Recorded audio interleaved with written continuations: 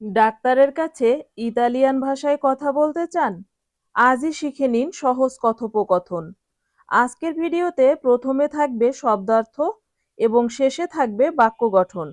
চলুন শুরু করি। আজকের প্রথম শব্দ ডাক্তার। ডাক্তারকে ইতালিয়ান ভাষায় বলা হয় মেদিকো। মেদিকো অর্থ ডাক্তার, যিনি রোগ নির্ণয় ও চিকিৎসা করেন। পরের শব্দ রোগী। রোগীকে ইতালিয়ান ভাষায় বলা হয় পাচ্চিয়েন্তে।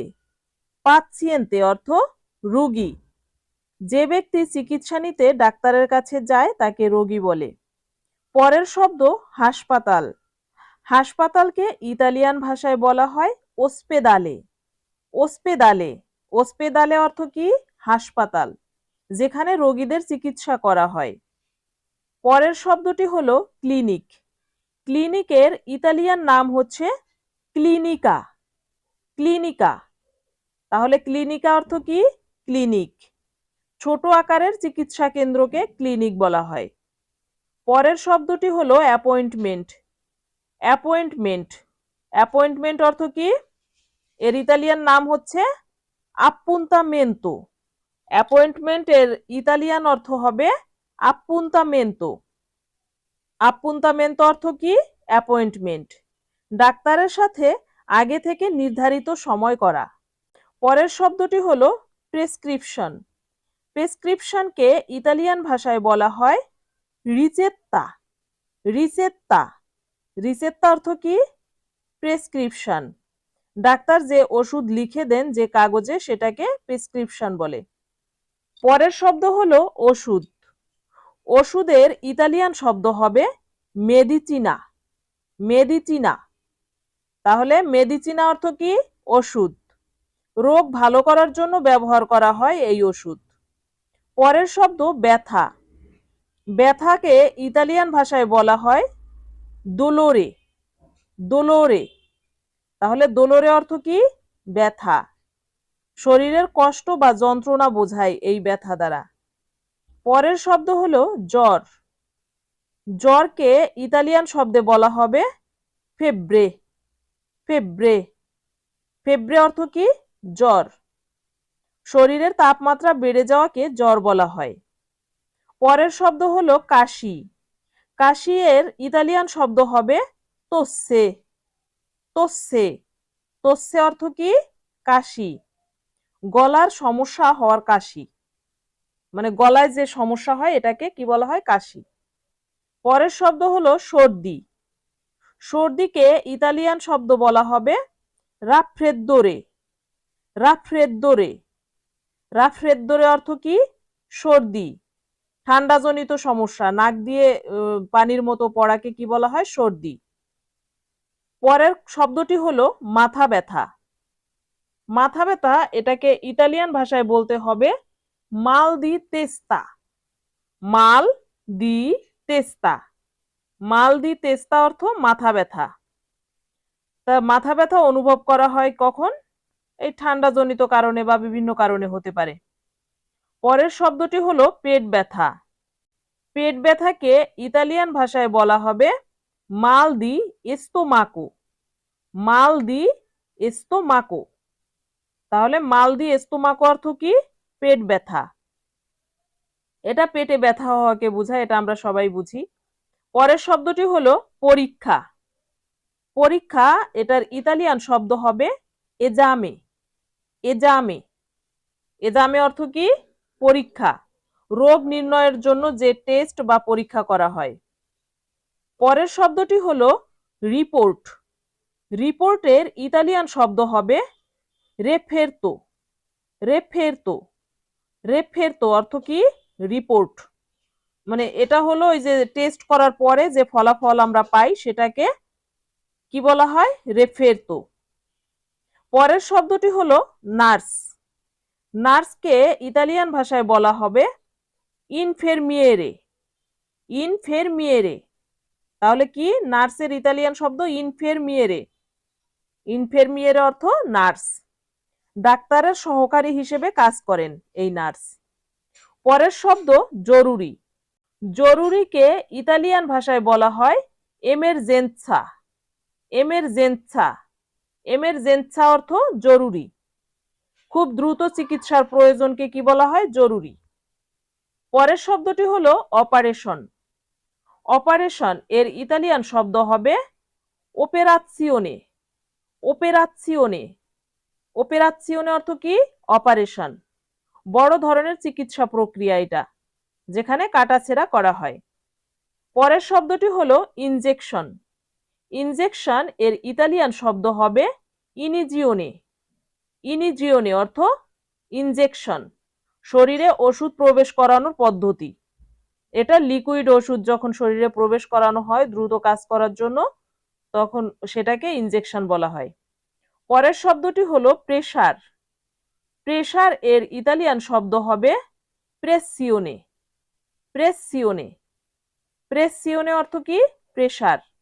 এটা হলো রক্তচাপ বোঝায়, মানে রক্তের চাপ যখন বেড়ে যায় সেটাকে প্রেসার বোঝায়। পরের শব্দটি হলো বিশ্রাম।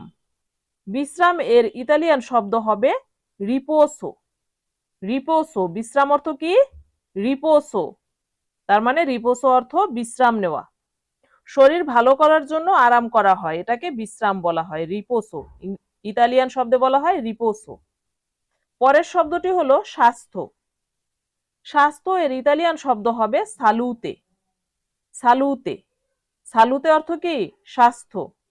এটা হলো শরীরের সুস্থ অবস্থা। শরীর যখন সুস্থ থাকে, সবকিছু ঠিক থাকে, সেটাকে স্বাস্থ্য বলা হয়। পরের শব্দ হলো অসুস্থ। অসুস্থ এর ইতালিয়ান শব্দ হবে মালাতো। মালাতো, মালাতো অর্থ কি? অসুস্থ। যখন শরীর ভালো থাকে না সেটাকে মালাতো বলা হয় বা অসুস্থ বলা হয়। পরের শব্দ হলো ভালো লাগা। ভালো লাগা এর ইতালিয়ান শব্দ হবে সেন্তিরসি বেনে। সেন্তিরসি বেনে, সেন্তিরসি বেনে অর্থ কি? ভালো লাগা, মানে সুস্থ অনুভব করা। পরের শব্দটি হলো খারাপ লাগা। খারাপ লাগা এর ইতালিয়ান শব্দ হবে সেন্তিরসি মালে। সেন্তিরসি মালে, সেন্তিরসি মালে অর্থ কি? খারাপ লাগা। এটা অসুস্থ অনুভব করা বোঝায়। পরের শব্দটি হলো পরীক্ষা করা। পরীক্ষা করা এর ইতালিয়ান শব্দ হবে কন্ট্রোল্লারে। কন্ট্রোল্লারে, কন্ট্রোল্লারে অর্থ কি? পরীক্ষা করা, মানে চেক করা বা যাচাই করা।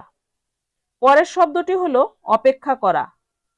অপেক্ষা করা এর ইতালিয়ান শব্দ হবে আসপেত্তারে। আসপেত্তারে, আসপেত্তারে অর্থ অপেক্ষা করা, কিছু সময় অপেক্ষা করা। পরের শব্দ হলো ফার্মেসি। ফার্মেসি এর ইতালিয়ান শব্দ হবে ফার্মাচিয়া। ফার্মাচিয়া, ফার্মাচিয়া অর্থ কি? ফার্মেসি, যেখানে ওষুধ কেনা যায়, যে দোকান থেকে ওষুধ কেনা হয় সেটাকে ফার্মেসি বলে। তো সুপ্রিয় শিক্ষার্থীরা, এ পর্যন্ত ছিল আমাদের শব্দার্থ। এখন আমরা শিখব 5টি বাক্য গঠন। আমাদের আজকের প্রথম বাক্য, আমার জ্বর হয়েছে। আমার জ্বর হয়েছে এটাকে ইতালিয়ান ভাষায় বলতে হবে ও লা ফেব্রে। অ লা ফেব্রে, হ্যাঁ, অ লা ফেব্রে অর্থ আমার জ্বর হয়েছে। এখানে অ অর্থ আমার আছে বা হয়েছে, লা অর্থ উক্ত, আর ফেব্রে অর্থ জ্বর। ফেব্রে অর্থ জ্বর। এবার পরের বাক্যটি হলো আমার মাথা ব্যথা করছে। আমার মাথা ব্যথা করছে এর ইতালিয়ান বাক্য হবে অ মাল দি তেস্তা। অ মাল দি তেস্তা অর্থ আমার মাথা ব্যথা করছে। অ মাল দি তেস্তা।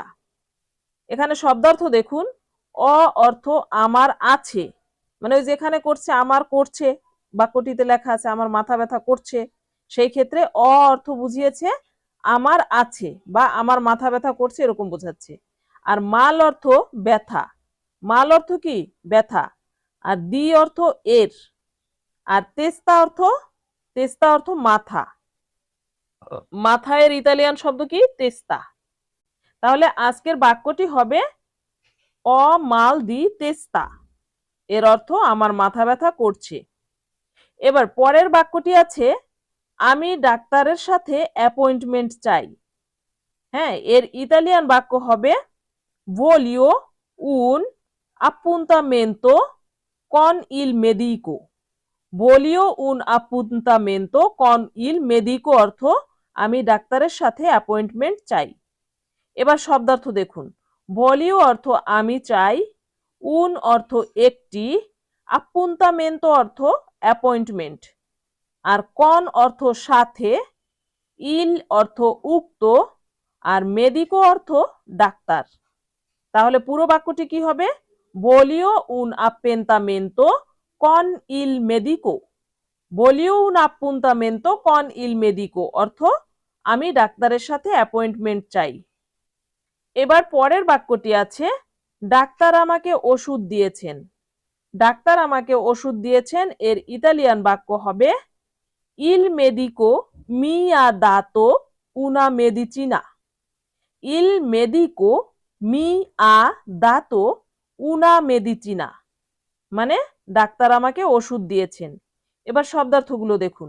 ইল অর্থ উক্ত বা ওইটি, মেদিকো অর্থ ডাক্তার, মি অর্থ আমাকে, অদাত অদাত অর্থ দিয়েছেন, উনা অর্থ একটি, আর মেডিচিনা অর্থ ওষুধ। তাহলে পুরো বাক্যটি কি হবে? ইল মেদিকো মি আ দাতো উনা মেডিচিনা অর্থাৎ ডাক্তার আমাকে ওষুধ দিয়েছেন। এবার শেষ বাক্য গঠনটি হলো আমাকে একটু বিশ্রাম নিতে হবে।